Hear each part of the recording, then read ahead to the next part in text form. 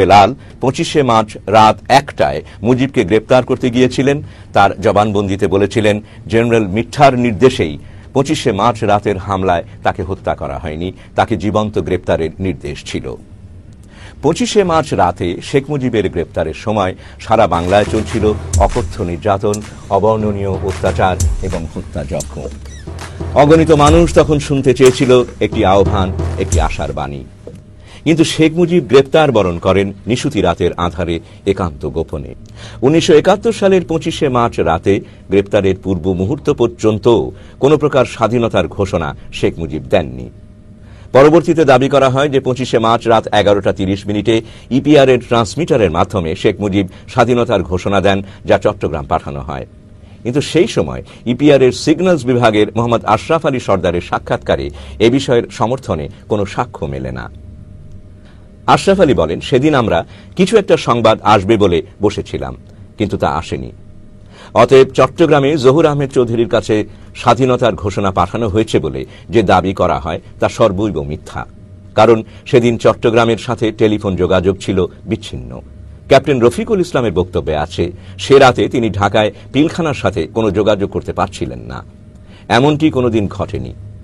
তারপরও আজ একথা পরিষ্কার যে শেখ মুজিবুর রহমান ইচ্ছে করলে বহুভাবেই স্বাধীনতার ঘোষণা দিতে পারতেন।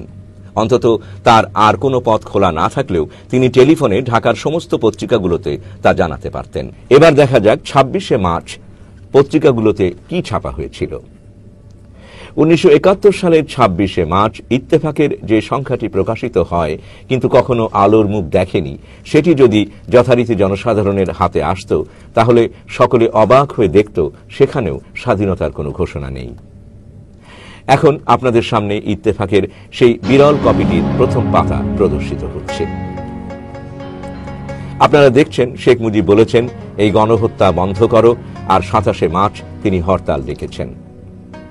26শে মার্চ চট্টগ্রাম মুক্ত থাকায় সেখানকার পত্রিকাগুলো যথারীতি প্রকাশিত হয়, কিন্তু আশ্চর্যের বিষয়, সেখানেও স্বাধীনতা ঘোষণার কোনো চিহ্ন আমাদের কাছে পরিলক্ষিত হয় না। অন্তত রাত 11:30টায় ঢাকার পিলখানা থেকে শেখ মুজিব কর্তৃক স্বাধীনতার ঘোষণা চট্টগ্রাম গিয়ে পৌঁছলে তা সেখানকার দৈনিকগুলোতে হেডলাইন হয়ে আসার কথা ছিল। এবার আমরা দেখি সেদিন চট্টগ্রাম থেকে প্রকাশিত পত্রিকাতে কি ছিল। চট্টগ্রাম থেকে প্রকাশিত পিপলস ভিউ পত্রিকার প্রথম পৃষ্ঠার হেডলাইনে ছিল, মুজিব কলস ফর জেনারেল স্ট্রাইকস টুমরো। অর্থাৎ পুরো পত্রিকার কোথাও স্বাধীনতার ঘোষণার কথা নেই। আজ ইতিহাসের কণ্ঠস্বর থেকে এই আওয়াজই বেরিয়ে আসছে যে শেখ মুজিব যদি 7ই মার্চ বা তার পরবর্তীতে স্বাধীনতার ঘোষণা দিতেন, দুঃখজনকভাবে তাহলে 30 লাখ নিরীহ মানুষ মারা যেত না, 2.5 লক্ষ মহিলা ধর্ষিতা হতো না, রক্তপাতহীন দ্রুত এক বিপ্লবের মাধ্যমেই বাংলাদেশের স্বাধীনতা অর্জিত হতো এবং অবিশ্বাস্য রকম কম সময়ের মধ্যেই তা ঘটত। তখনকার রাজনৈতিক নেতাদের হঠকারী সিদ্ধান্ত এবং বলা যায় নীরব সমর্থনের সুযোগেই পাকিস্তানি আর্মিরা দীর্ঘ প্রস্তুতি নিয়ে 25শে মার্চ রাতে রাজারবাগ পুলিশ ক্যাম্প, বিডিআর ও বাংলাভাষী সৈনিকদের ওপর আক্রমণ চালায়। শত শত লাশ তখন রাস্তায় রাস্তায়, আনাচে কানাচে, বাড়িঘরগুলো পুড়ছে, চারদিক ছারখার, সে এক নারকীয় দৃশ্য। ডেইলি টেলিগ্রাফে 30শে মার্চ সাইমন রিং এর রিপোর্ট।